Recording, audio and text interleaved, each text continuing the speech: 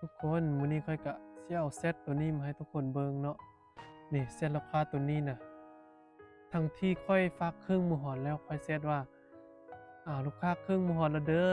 กรุณารับเครื่องหน่อยเด้อแล้วเขาเซตว่าบ่มีเงินว่าซั่นเครื่องจนสิตีกลับแล้วเบิ่งอันนี้ก็เครื่องตีกลับเนาะข้อยไปเอามื้อนี้เนาะทุกคนว้าคือเห็นเดี๋ยวนี้กับข้อยวะข้อยโคตรท้อเลยเครื่องคันตีกลับบักละลายตอนนี้ยังมีอีกเดะเครื่องยังบ่ทันฮอดสิแก้ให้ทุกคนเบิ่งเด้อข้อยก็บ่ได้โต๊ะบ่ได้ต้มไผเนาะ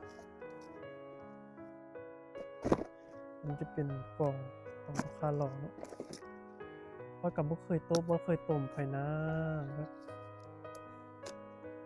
คันว่าบ่มีเงินก็บ่ต้องสั่งกับข้อยแม่ข้อยสิเงินฝากค่าฟักไปค่าฟักมาเนาะเอ๊ะเขาสั่ง2ก้อนอันนี้นะข้อยก็ความหวังของข้อยก็อยู่นำทุกคนนั่นแหละผู้ใดที่อุดหนุนข้อยก็ดีใจแต่ว่าเป็นหยังคือบ่ไปเอาเครื่องหั้นน่ะ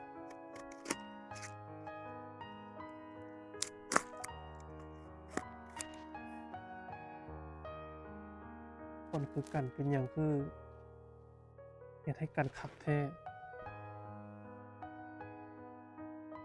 มีหยังคือฮู้อีต้นกันจักหน่อย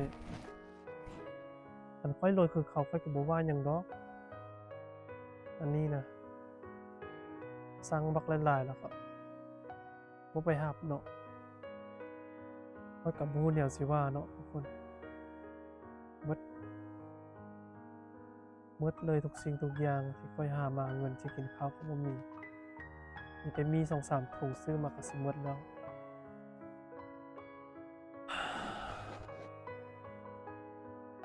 ถ้ากันลืมอุดหนุนสิข้อยเด้อเพราะว่าสินค้าตัวนี้น่ะตีกลับมา40-50ก้อนเนาะ ขอบใจทุกคนที่ฮักแพงเด้อมาฝากกดไลค์กดแชร์เนาะถึงบ่ซื้อนำข้อยก็อย่าเนาะข้อยขอกำลังใจนำทุกคนแท้ๆเด้อ